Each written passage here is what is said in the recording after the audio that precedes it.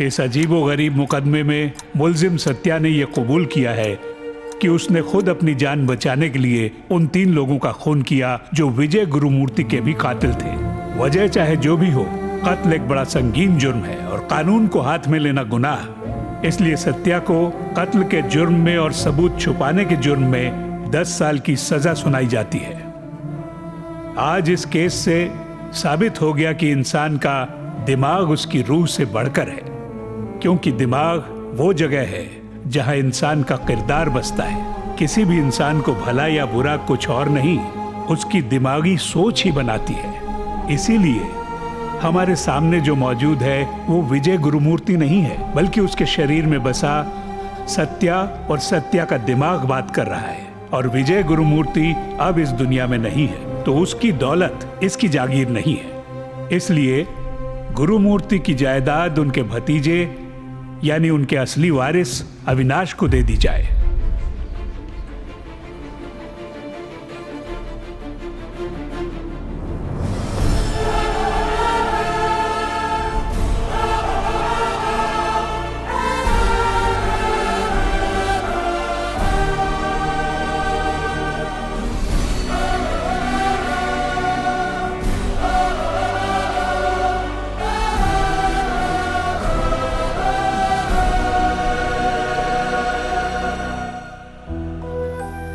विजय गुरुमूर्ति का अंश मेरी कोख में पल रहा है सर।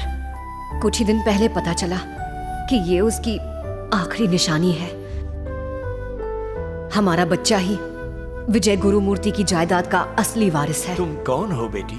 हेमा, विजय की मंगेतर, वीजी ग्रुप ऑफ कंपनीज की सेक्रेटरी।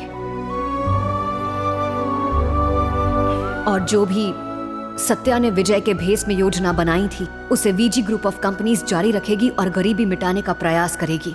योर ऑनर, विजय गुरुमूर्ति एक अरबपति था।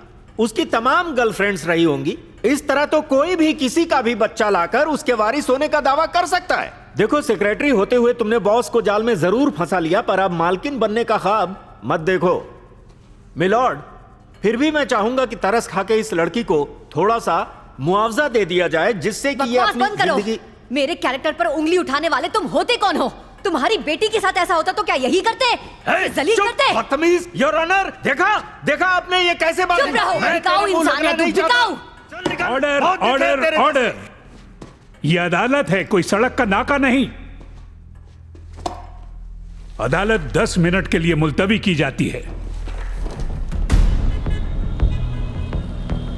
क्या रे तू बंदर है? एक लड़की के उकसाने पे नाचने लगा, उसे पहला फुसला के दफा कर देता। गलती किया तेरे पे भरोसा करके। अरे सर, मैं ऐसे कैसे दफा कर देता उसे? वो अपना वकील और डीएनए रिपोर्ट साथ में लाई थी। जज साहब इस वक्त उन्हीं कागजात को देख रहे हैं। ये नया वारिस बीच में नहीं आता तो हम जीत ही चुके थे। ऐसा कीजिए, जज साहब को खरीद लीजिए। वकील, इधर बात 10-20 करोड़ का नहीं है, 1 लाख करोड़ का है। वो हाथ से गया तो फांसी लगा लेना। तो मेरे को अपने थोबड़ा दिखाने का नहीं।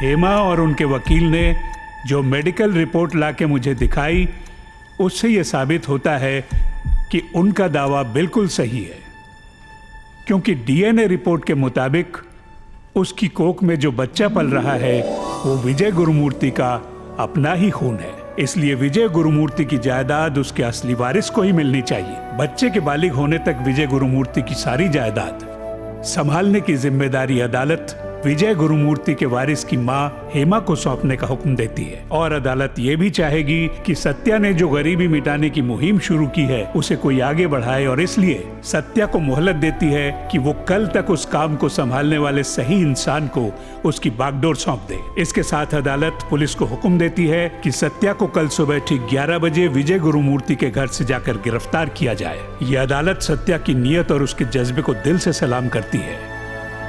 जय हिंद।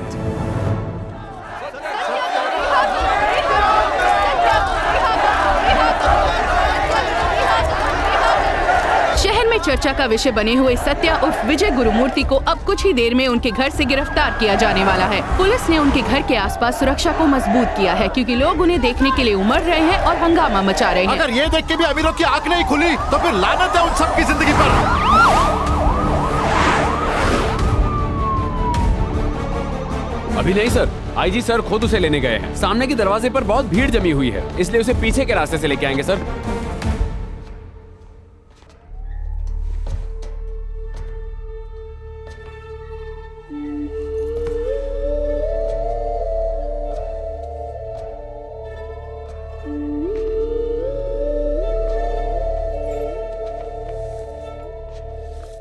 इसका नाम रानी है, मेरी छोटी बहन।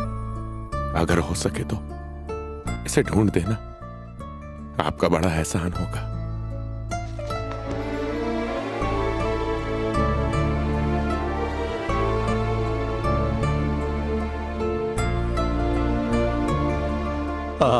आपके साथ काम करना बड़े गर्व की बात थी।